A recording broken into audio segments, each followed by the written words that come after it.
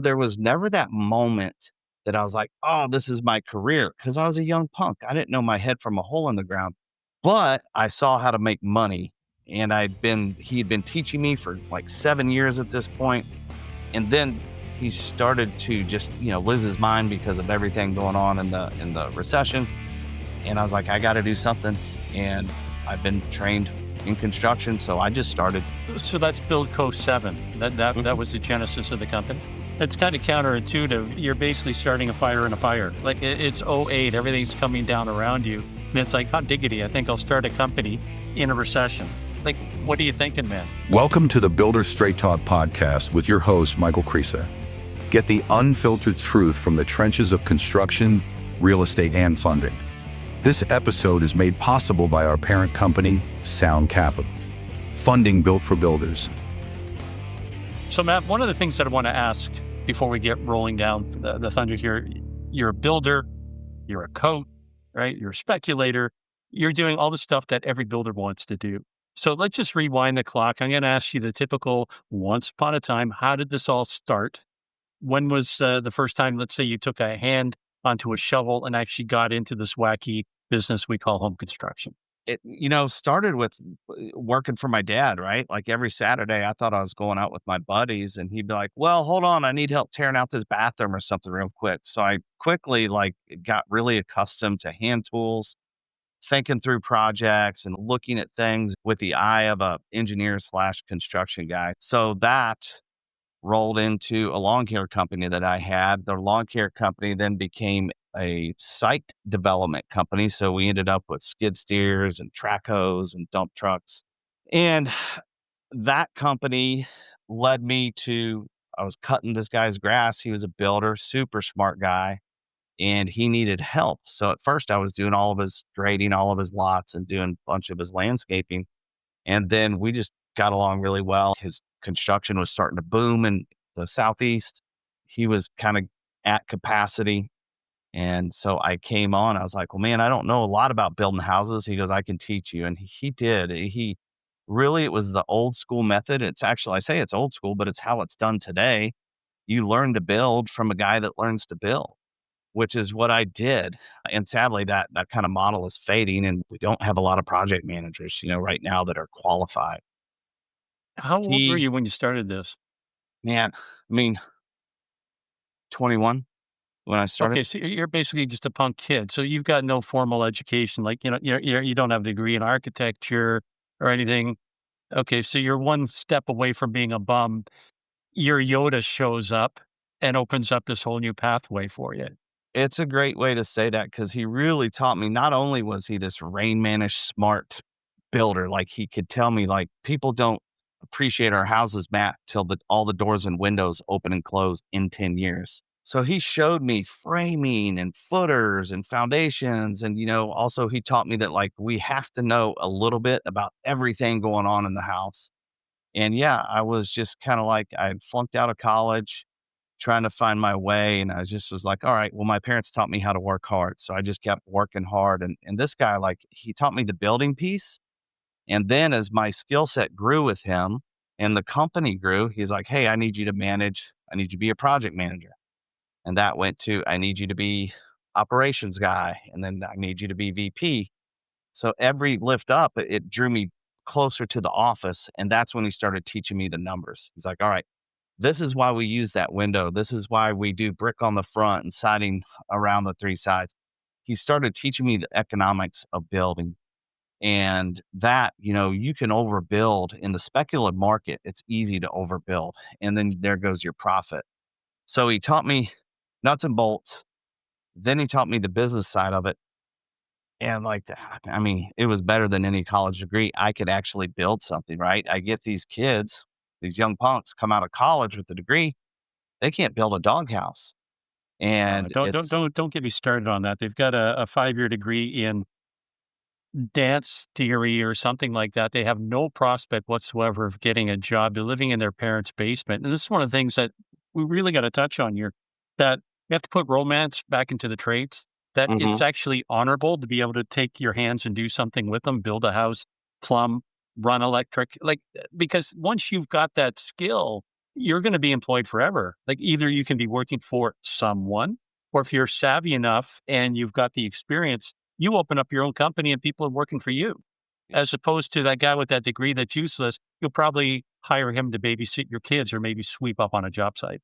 Yeah, I mean, I can't tell you how many guys have come in here with those degrees or Yeah, without let me the get off degrees. my yeah, let me get off my soapbox here for a second.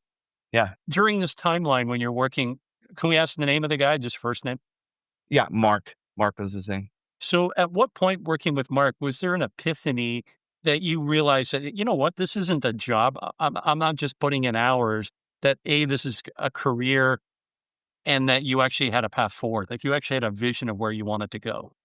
We were in the middle of the boom and I was learning so much and I was good. I was a really, really good project manager, like outpaced my colleagues by 2 and 3 times, which is, of course, my boss loved me.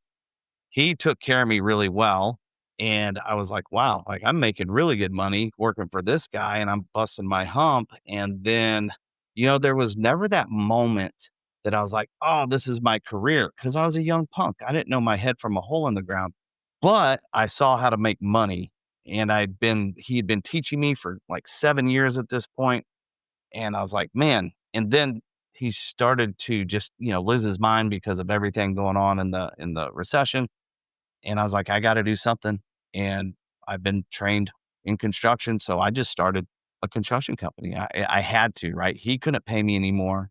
Middle of a recession. I was like, well, people are going to still do bathrooms. There's still going to be small projects. And then all these relationships I had formed with all the banks that were foreclosing. I knew all these bankers and they're like, Matt, people were trashing their houses. He would hand me a list of houses, say, go write a punch list, get this house ready to sell. So I was replacing smoke detectors, cabinet doors, HVAC, dishwashers. We're getting these houses ready. So that kind of carried us through the Great Depression and into Nashville was a little insulated and came out of that recession quicker, the actual city of Nashville. And I realized that pretty quick. And so we got up here to Nashville where like the large format remodels were happening and the large scale stuff was happening. So we're able to get up here and just ply my trade. And I think it was probably when I started my company, I was like, okay, I can do this for the rest of my life. And just started going for it. So that's BuildCo7. That Mhm. was the genesis of the company. Yeah. Okay. Yeah. It's kind of counterintuitive. You're basically starting a fire in a fire. Like it's '08, everything's coming down around you. And it's like, hot diggity, I think I'll start a company in a recession. Like, what are you thinking, man? Well, I had lived he was paying me really well. I was actually getting paid like on a bonus per house and we're selling a ton of houses. And I was just a kid, so I didn't go buy 2 or 3 cars. I didn't go buy a mansion. I was just socking that money away. So when the recession did happen, I didn't have a car payment. I had to make my mortgage. That was the only money I had to make to keep myself afloat. So I had super low overhead. So I actually had some savings and was able to just kind of like bootstrap this company into what it is today with just, those small projects. And again, I was leaning towards stuff that is kind of recession proof. So those renovating those houses and then also fire and water restoration. We did a ton of that to kind of keep ourselves busy until the So, good stuff started to come. so it's kind of like being, right place, right time. You could either have the greatest hamburger that there is, or the option B is you have a hungry crowd. In your case, you had the hungry crowd, which is the banks that wanted you to get in and do the repairs for them. So Mhm. at that point, you've got revenue coming in. How long along the timeline? Is it a year, 2 years before you realize, hey, there's more money to be made? Or as you said, the market started turning, that you could actually now focus more on doing the build versus just the rentals. And I say rentals respectfully, you're getting houses ready to sell for the banks, but now you're actually stepping out on your own to Mhm. take the responsibility and the risk of building your own stuff. So it was 3 years. After 3 years, the recession, so 8, 9, it was 10. We're coming out of it 11. At 11, I was like, okay, the banks were lending money. So I went and met with these bankers that I've known for years working for this other guy. And they were kind enough to loan me some money on some spec homes. And so I started building spec homes. And then that built on a couple spec homes, some high profile renovations in the city of Nashville. That got our name on some architects, raised some eyebrows with the community in Nashville. And so, Nashville's, they call it like the biggest small town. It's a really small town, so people talk. And we did a couple projects, and that just like anything, right? Word of mouth. We were spending 5% of our budget on advertising for those first 5 years. And then that kind of faded down to zero because word of mouth just became our main thing. And I got real happy on that, which is something we can come back to. But it just reminds me, like, don't just depend on word of mouth, because we did that for 10 years. And then now word of mouth just ain't what it used to be. It's not the same. Even as it was 2 years ago, word of mouth is completely different. That's a whole nother conversation, but Well, you don't want to be reliant on any one source. I don't want to say of income, but referrals is one, advertising is another. And mhm, there's all the different channels. But there's something you said there, 5% on advertisement, which tells me you know your numbers. mm. So is it safe to say that as you were building your company, did you have systems in place, kind of like McDonald's? Here's how we do French fries. Here's how we do the burgers. With these systems, that means you can drop anybody in there at any given time without having to reinvent the wheel. So yeah, I've always been big on systems. We talked about this earlier, the E-Myth. I was reading that book, and right out the gate, I wanted to be, our tagline used to be the professional remodeling and renovation experts. And my goal was to bring the structure of commercial contracting to residential contracting is the Wild West. You're shooting from the hip. Like, you don't have an HVAC design normally. A lot of this stuff they leave up to us builders, and it's a Wild West. The subs are unreliable. I mean, just the list goes on. And I was trying to be like, make it professional. Guys, invoices are due on the 1st and the 15th. Mr. and Mrs. Smith, you're going to pay us on the 1st and the 20th. I'm trying to put all these, so to get my subcontractors like in line and managed. So I'm not riding around with my checkbook in my back pocket. I'm creating these systems. One reason, I was just tired of the chaos. Like every Friday, my phone blowing up. I was like, man, I don't want to be this stressed out on Friday. So one of the first things we did was invoices are turned in on Friday, but we don't pay till Tuesday. So now my Fridays were like, I can like roll into the weekend, gives me Monday to get everything sorted. Then we're cutting checks on Tuesday. That's a very small example of how much systems change what we do. We were constantly documenting, constantly paying attention to and creating these systems. And it starts in the admin side of it, and then you work in the contract side of it. And then, the systems on the field were largely up to me and in my head. But as we started growing and hiring project managers, I had to start pulling that stuff out of my head and documenting that. So systems, I've been about my accounting, like being able to produce a P&L, understanding. Going to accounting conferences was probably my part-time job the first 3 years of my business, because I did not understand accounting. I'd never taken a class, but I needed to. So I started going to these seminars anywhere I could find them. I like to go in Colorado because I love the mountains and get a free trip, learn a little accounting.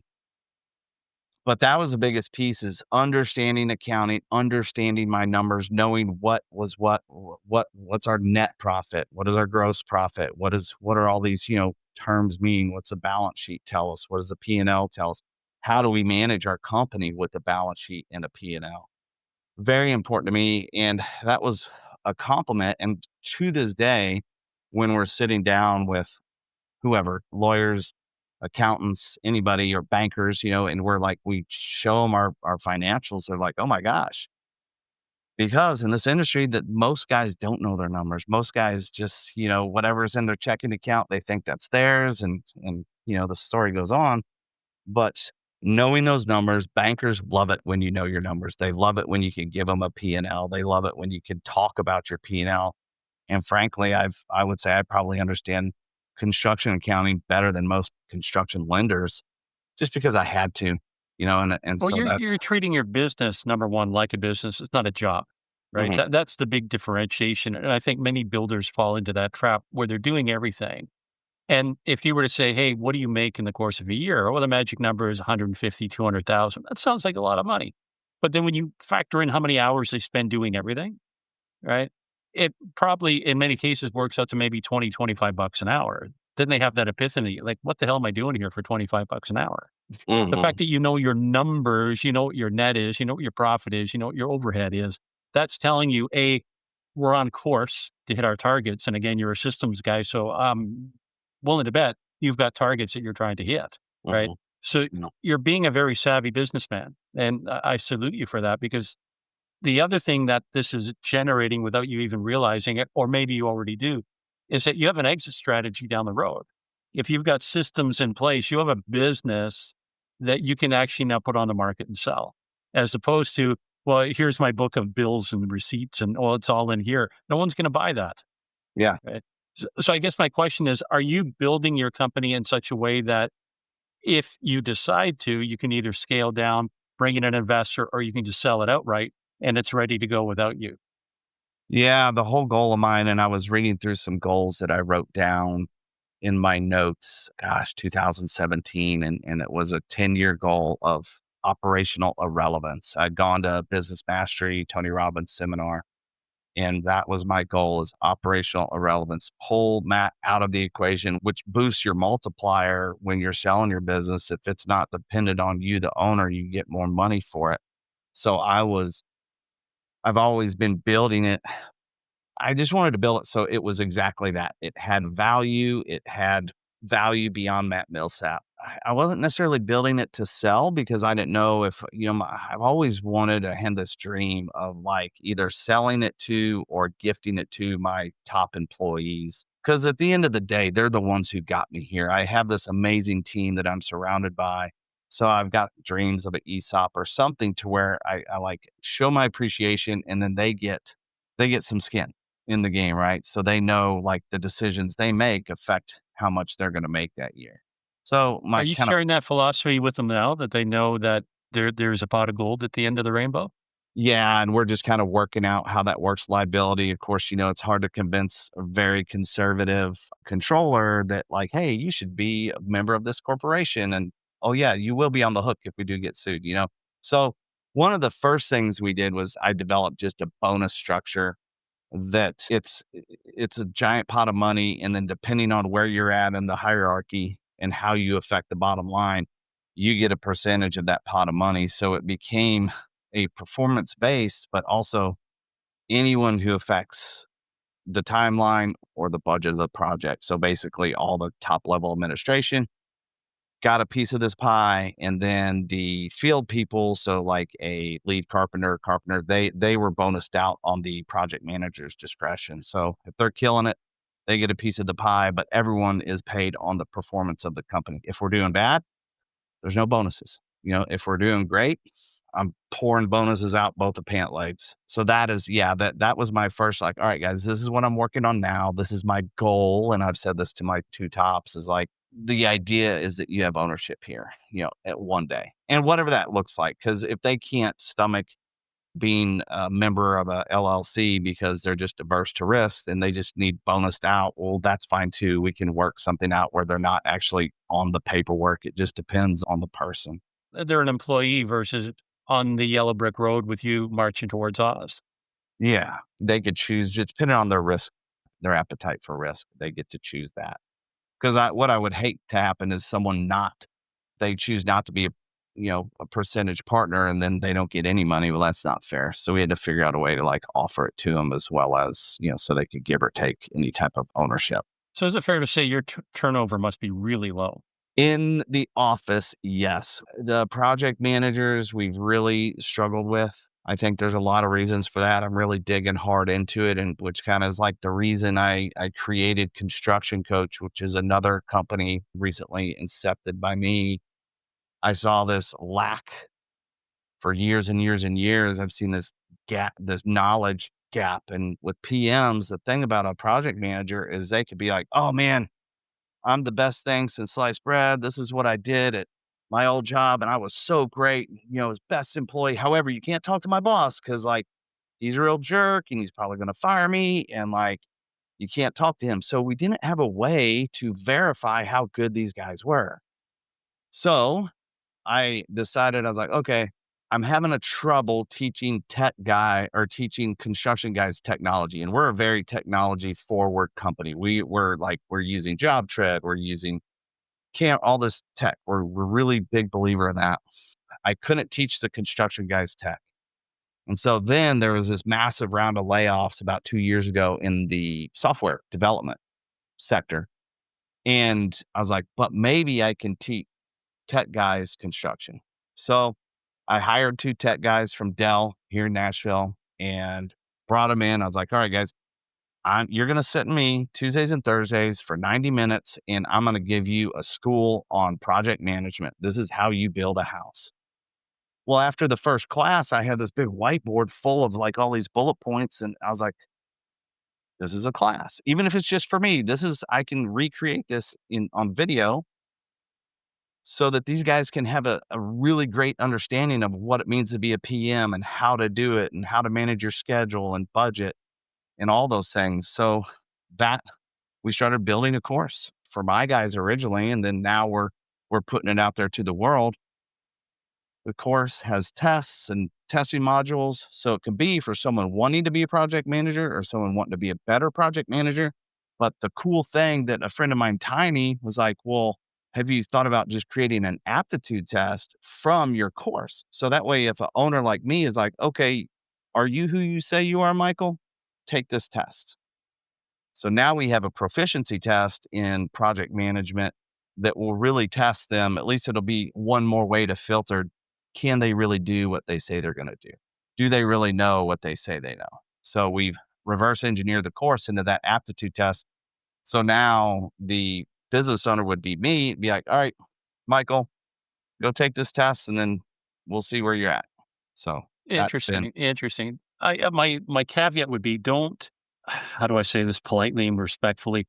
Don't put too much credence into this aptitude type test. I have a friend, clinical psychologist, who passed away a couple years ago, and he came up with an evaluation, same kind of thing. Are you going to be a good realtor? Because everybody wants to be in real estate. It's easy. You drive a Mercedes, you don't work, that kind of thing. So he mhm, created this, for lack of a better word, it's like a personality profile. mhm. And a prospective person would run through it and it would spit out, yes, you would be great at sales. No, you wouldn't be. And after 4 years of research and testing and then trying to market, he realized it's all horseshit. It doesn't really say anything. Yeah. So, yeah, I And would I'll say say, approach that with a pinch of salt. yeah, I think it's just another tool, right? If it's one more tool and it costs a business owner 25 or $50 to administer the test, it's just one more tool, right? The biggest tool you got is your gut. But man, I have been tricked so many times. Me and my COO, we sat down and like had a candidate walk out and we're like, oh my gosh, we need to hire him like right now. Like, let's stop him before he gets out the door and let's hire him. Let's not let him go anywhere else. And him turn out to be just a total loser. So, it's just another tool, right? You got to have your questions, the interview process, and all these different things. But at the end of the day, it's just one more thing to help evaluate. I don't think I would say, and even with the course, like the course is to teach, it's not to test. So the course is just to help make them better. Like pay attention to these things, do these things. And again, building is your own, like everyone makes spaghetti. You make spaghetti, I do, but we all make our own different sauce. And construction is the same way. And my course is that it's like, all right, this is how you make the spaghetti. You're going to put your oregano and your garlic and your salt and pepper in it, how you do it. So it gives latitude because, and I say that in the course, like my way is not the only way. And maybe it's not even the best way, but it's a way that's worked really well for me over the past 20 years. So just another tool to help them just become more proficient.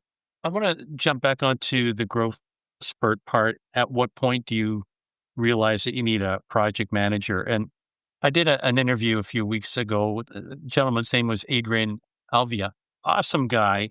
And a similar story to you, but he started off as a kid, 8 years old. His uncle has taken him to the job sites. He's learning how to read blueprints. And then he mentors just like you did under his uncle. But in his uncle's mind, he always had it to the point where one day I want to open the door and kick this guy out so he can start his own company. So the uncle was already preparing him for the fact that one day, Grasshopper, you're going to leave the temple and do your own thing. And eventually he does, right? And he becomes very successful and he's doing everything. Unlike you, he didn't have the systems in place yet. He was doing everything. And at the tender young age of 29, he finds himself in the OR speaking to God because he just had a heart attack at 29. And Yeah. At that point, he realized, you know what? I got to change the way I'm doing business, or I'm not going to be around a year from now and there won't be a business. And that was Hmm. the first bell, if you will, that I need to get a project manager. Yeah. So to you, let me turn this to you as the savvy coach. That's one hat that you wear. On the other side, as an experienced contractor businessman, at what point do you realize that, hey, I got to do this? And you have to dispel that myth that this is costing me money because now I have to pay somebody to do this. The realization is once you embrace the fact that this guy is going to help you make money, it changes the whole layout. Yeah. So, what is that point that a builder is it pain? Is it I'm losing jobs? When do you realize I need to hire that person? Well, for me, I knew what I was good at. I was really good at processes and systemization and project management. I was really bad at accounting. I was good at estimating, but I hated it. And so for the first year, I was able to do almost everything, but I had a part-time accountant. She worked a couple hours a week. She came in and did everything. So that was my first step. I was like, there's no way I can do accounting. I need to be estimating or project managing. So first hire was like, boom, right out the gate, accountant. So I got this part-time accountant and that felt really good to me. And it was part-time, so it wasn't a huge check. So then as I'm growing, I'm like, all right, I need to be selling. I'm good at sales. I've been trained in sales my whole life. I need a project manager. So that was very natural. I was seeing where I would just kind of grow a little bit and we get to a point, be like, all right, where's the bottleneck? Okay, I can't get out to do sales because I'm stuck project managing. So my very first like full-time hire was a project manager. And it was out of necessity. I needed more time to estimate and sell. And then so for me, I hired a PM and that was like the first logical step is like I identified where the bottleneck was. It was me. What is the best way for me to grow right here? So it could have been that I was really great at PM and I needed an estimator. I could have flipped that and hired an estimator and me just kept PMing. So I think you have to like play to your strengths. And that's the most important thing I think is playing to your strengths because I will tell you, as I made these hires, it allowed me to operate in in my sweet spot, allow me to operate in my flow state, some people call it, but where I really enjoyed it. And I was like excited to jump out of bed and do it. And so I would say you have to stay in that sweet spot. Sometimes we all got to do stuff that we hate doing, right? Sometimes I did estimating for years and years and years. But when I hired that estimator, we exploded. The amount of the estimates were getting turned around like in less than a week. We were presenting professionally. Like I was able to focus on just going out there and bringing the work in. So we had stuff to estimate. So every time I unlocked one of these positions, it allowed us to do more and our revenue grew. Revenue is great, but we want to focus on net. So you gotta balance that revenue versus net, right? You don't get hung up and just a big revenue is not the end all be all. All that to say, every time I would get to a bottleneck, I'd be like, all right, where's it at? We'd identify it and then we'd hire appropriately. So you just got to be aware. What are your strengths? What are your weaknesses? And then hire those first to offload the stuff that you hate, that you're not great at. Get someone in there who is great that'll allow you to operate in that sweet zone. So that's how we slowly added. And you want to add slow and carefully. We managed to do that. Sometimes we've overhired and paid the price. But I think identifying the bottlenecks and then hiring to kill those bottlenecks because I think that point's worth repeating. The fact that you identified the stuff that you like to do. You identified the fact that you potentially are the problem at the bottleneck, whatever that is. And then add to that the element of flow, being in that zone. What do you call it? Like the zone. I guess that's what, yeah, athletes call it. Once they're in that zone, nothing else matters. You have pure 100% focus. And when you're in that place, that's when you're the happiest. And that's also when the company becomes the most profitable, if you will. So then aligning that with your project manager, your project manager, and we mentioned this kind of at the beginning, he actually becomes an income center for you. So is it fair to say that the ones that you brought on so far have incrementally helped you make money? 100%. Absolutely. And they've increased my quality of life. So there's a couple things at play here. Hiring a project manager, great. That's off my plate. I still have to meet with that guy, but I got him hired and each time I added it, it freed me up. So maybe that meant me just not working till 8 o'clock. Like that currency, time is a currency as well. So there's things you could do that save you and like save your relationships and your family. So for me, right now at this stage of my career, like time is very important to me. So if it buys me more time, that's money. Focusing on the people before profit, because if you have good people, the profit just comes. So I think once I really started focusing on making good hires, identifying what that was, working with my COO on great job descriptions and just really vetting these people. Every time we unlocked one of those bottlenecks, our revenue just like would take a pretty significant jump. And it was really obvious to us. So we just have done that throughout the process. And then as we got bigger, we mapped it out. We have a fractional CFO that we work with.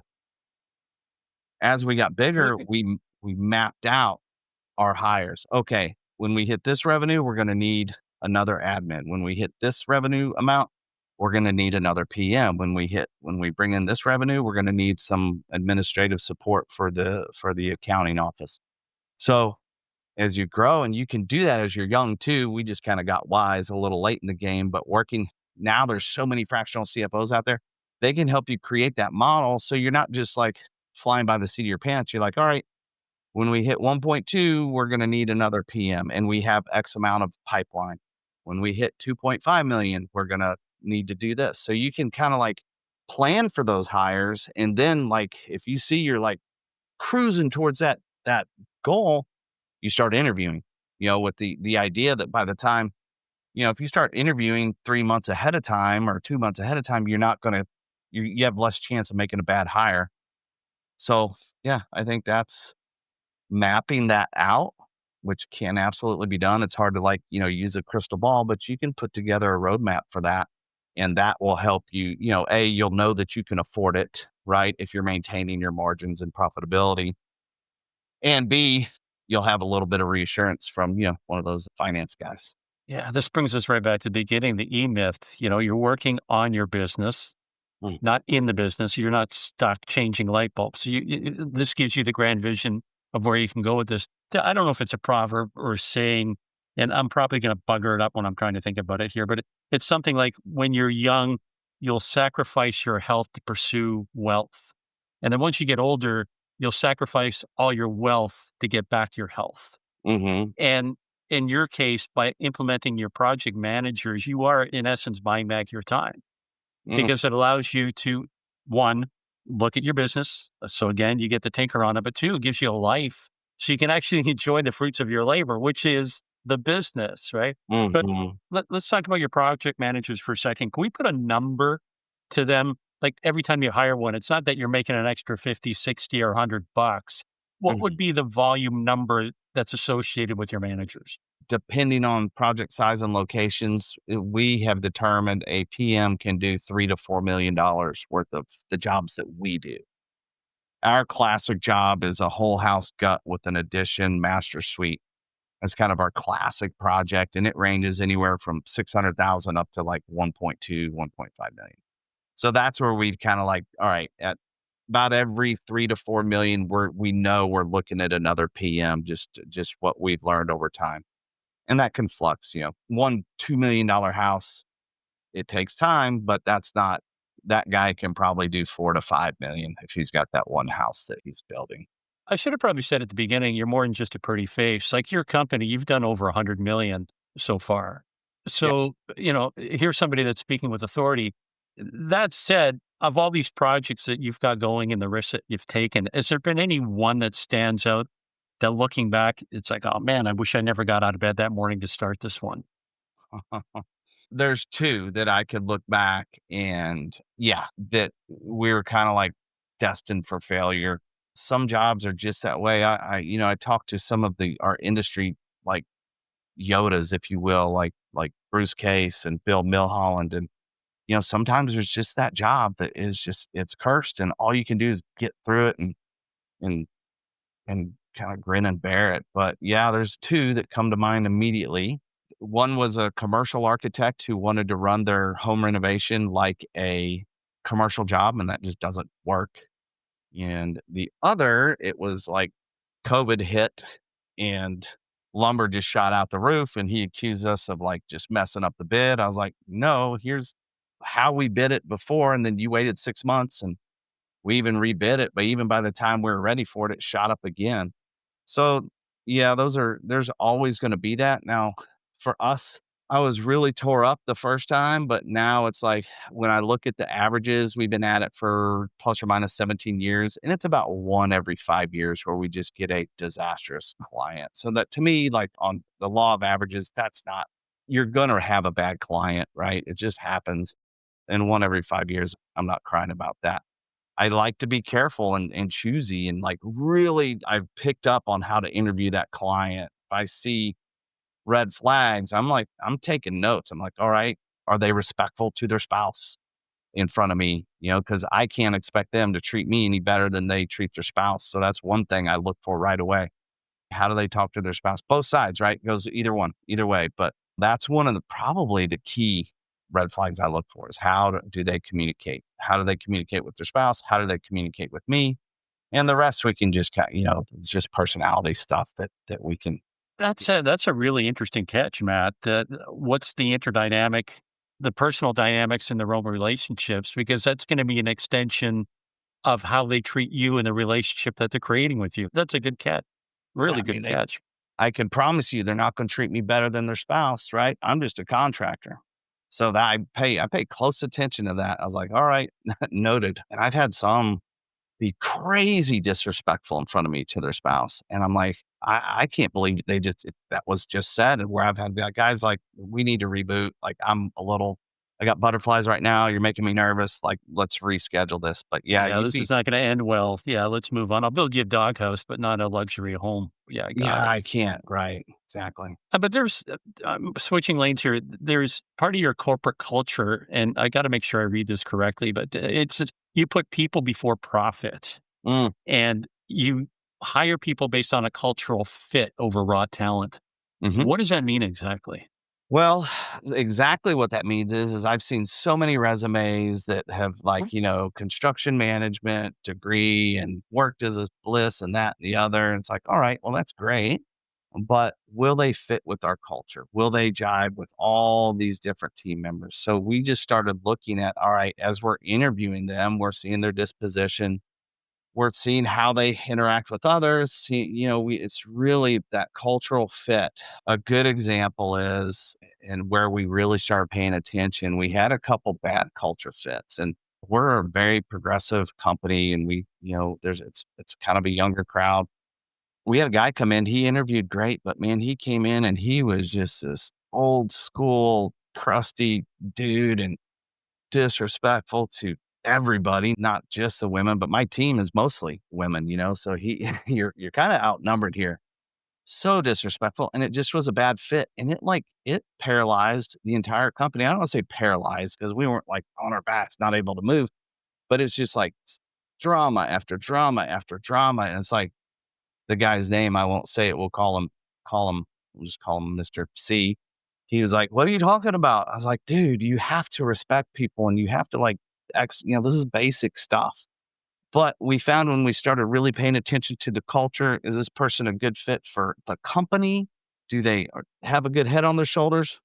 Excellent. We can make that work because we can teach just about everything. So if we have a problem solver, a quick thinker, problem solving, honestly, that's the biggest skill set. Any PM, really a ton of employees. That's like, if you can problem solve, like you're hired.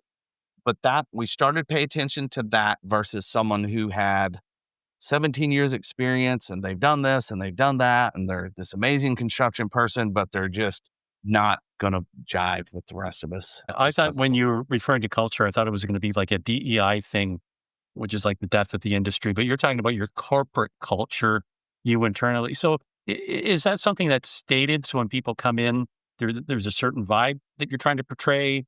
Is that something that you make public so people know what they're getting? I don't want to say getting into, that sounds malevolent, but they understand what it takes to be part of your tribe. Yeah, I think it's something we go through during the interview process. We haven't like put it out there to the world yet because honestly, it's something we just figured out in the last 5 years. And me and our COO have just been like, how do we put that out there to the world? So we're developing our core values and now so they'll actually be on paper. But I think it's something we talk a lot about in the interview. It's something that Britt and I are very cognizant of when we're interviewing and we make them interview 2 or 3 times and they have to interview with their direct report and all that. So we're just really paying attention to that. I don't even look like college. If you went to college, great. I don't really even look at that anymore. I'm looking at like your time on job. Are you a consistent person? And that culture. Yeah, it's not the DE and I like we do that. It's the best qualified person for us.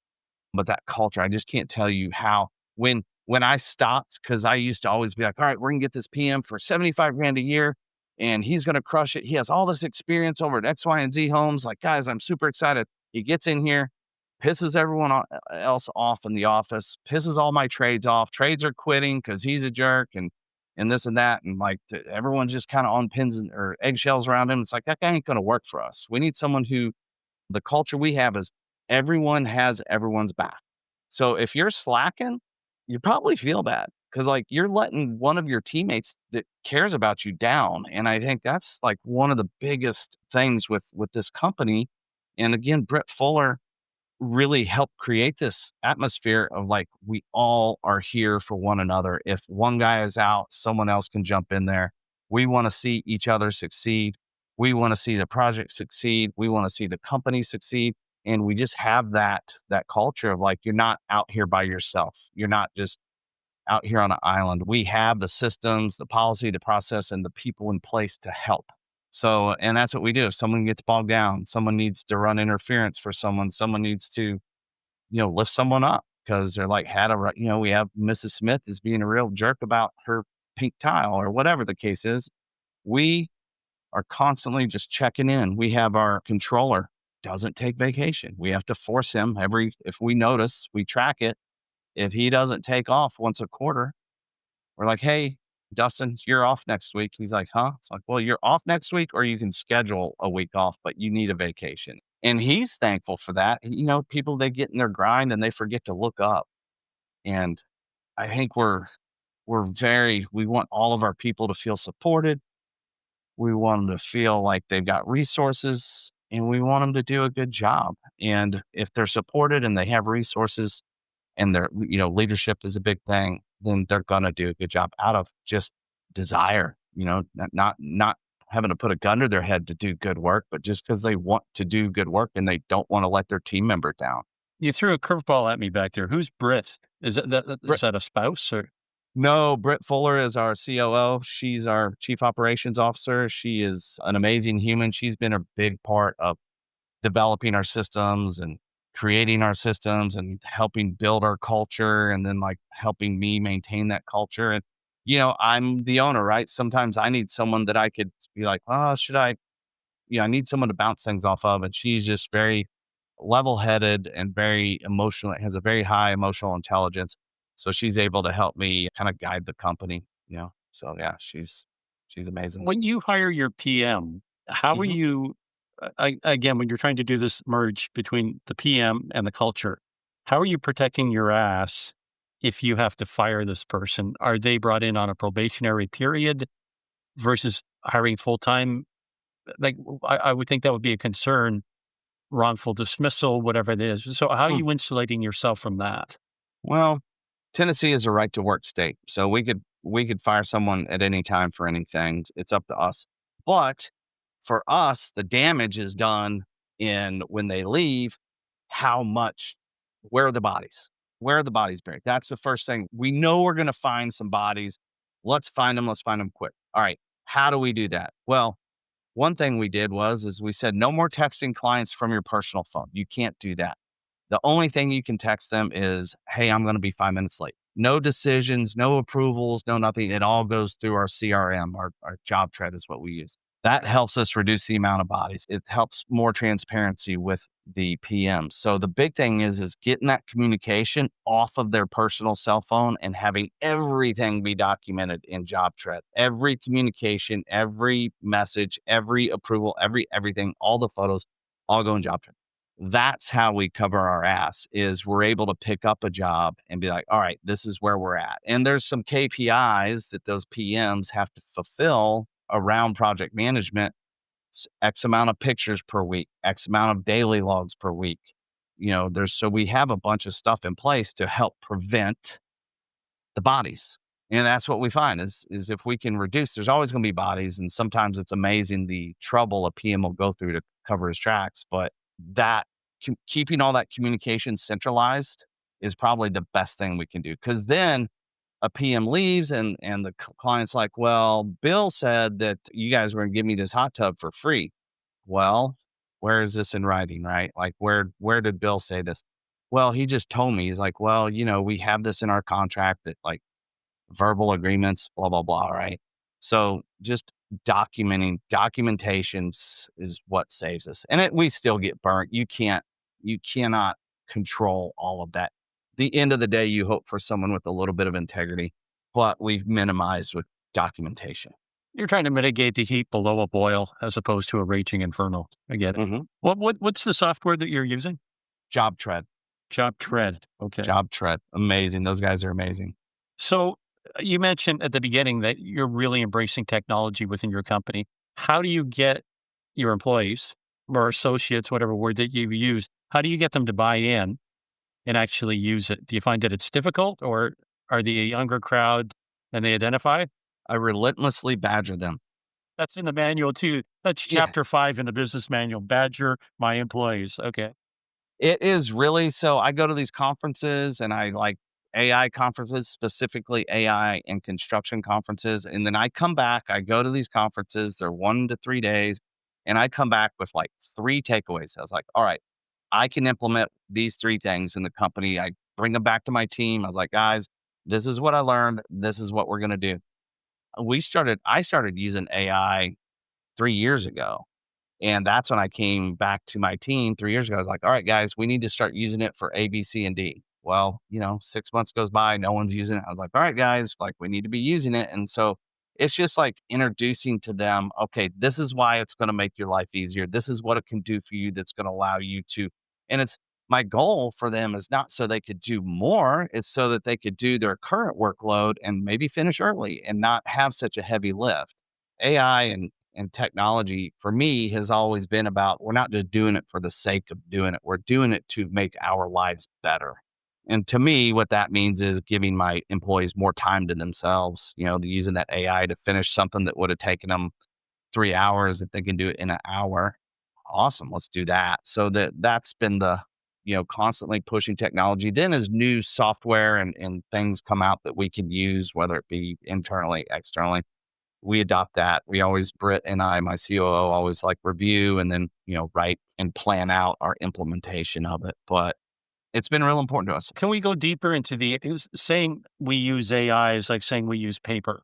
Mm-hmm. Can we do a deep dive into exactly what you're doing? Like, is there specific prompts that you're using, specific platforms? Like, share with us specifically what you're doing with the AI side. Well, a great example, my team uses it to manage their email, right? There's an extension on Office 365 where it can manage your email, look for reminders, and just kind of sort your email, because that can be that's one example. Another thing, which I just took a course and I learned how to build GPTs, and I started plugging plans in, and I built this GPT with the estimator's brain. I'm like, write a scope for this project, then I'll dump the plans, and then it will actually write the scope, which is insane. So that is another place we've used it. The superintendents use it when they're doing their daily logs, or if they need a bullet point or just write an email and like make it pretty. I showed them, I was like, guys, you don't have to sit here and struggle to type all this in. Just use chat and like talk to it, tell it what you want, and then it'll format it. And like what would take a superintendent, 30 minutes, now they could do it in 5. And to me, that's gold. Because if you're taking carpenters hate doing data entry and all that, if they can leverage Chat GPT to help them, that's like the lowest use of it is like writing emails. But for a carpenter, it's really awesome because that email goes from a 20-minute exercise to a 2 to 5 minute exercise. So that's another example. We're also trying to work it into the estimating process to automate and just help streamline that. I think that's where we're going to see the biggest advantage is in the estimating piece of it. It's really going to turn that, that's $100,000 a year position that we can probably soon will turn over to a administrator where someone's just going to be an admin doing the data entry and then it gets reviewed and then the estimate goes out. So I think for us, what I'm seeing, what it's going to look like is probably the estimating. And then what I'm looking forward to is starting to utilize it for building schedules, construction schedules. It's kind of crazy that there's a shining light in a black box buried in a desert somewhere Mhm. that is really going to change the whole landscape of the way construction's being done. That said, do you have any predictions? Do you see how the industry is going to be changing because of technology? I mean, we're looking at 3D printed homes, modular homes. It seems that we're at this forefront right now where all these different styles and technologies are converging.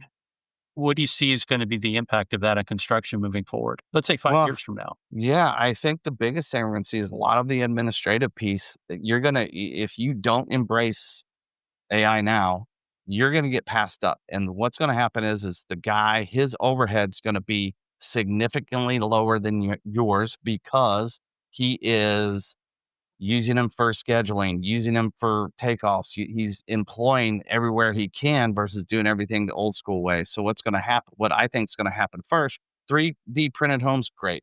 There's going to be a roofing robot. They've already invented it. I'm super interested in that. So that's going to be really cool to see. But really, I think as far as the internally, it's going to be the administrative pieces that are going to really like help streamline construction. Like we're the last industry to adopt any type of technology. Always, we're the last to get email. We used fax machines until 2005. We're using fax machines. It's crazy, right? I had to beg my boss for a BlackBerry, but that's where I think we're going to see it change. And if the guy that has less employees and is doing the same work as you, the same markup as you, but he's using AI to do all this administrative stuff, I mean, he's just going to succeed because his overhead's going to be lower. So it's going to just make him more efficient and faster. Are you impacted at all by, let's call it the decline in the labor force and available labor? I think the stat is for every 5 that are retiring right now, only 1.5 are coming into the business. We're definitely seeing that. We see dad is retiring and the son doesn't want to take it over. So they're winding it down. We're seeing dad is retiring and the son is half-heartedly taking it over. We're seeing, guys lose crews. Yeah, it's prevalent. It's definitely costing us time on projects because there's just not that many skilled guys out there. So certainly it's affecting us without a doubt. Wow. Let's pivot here for a second and talk about financing. You're not doing spec at all. You're doing customs.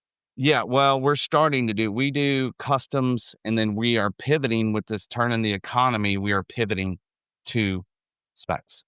Okay. So when you say spec, we're not talking track No, development. You're doing what? You're buying something to fix yeah. and flip? Either buying something to fix and flip or doing a new construction, full blown custom spec home in the luxury. Here in Nashville, luxury is still moving. So we're focused on the luxury market. All right. And luxury, give me a price point. What's that? Like $1 million, 2 million plus? What is that? Two plus would be considered luxury in Nashville. Yeah, 2+. So when you go in to buy something, are you using the house money? Are you leveraging a bank? Are you getting investors? What's that relationship you have with money?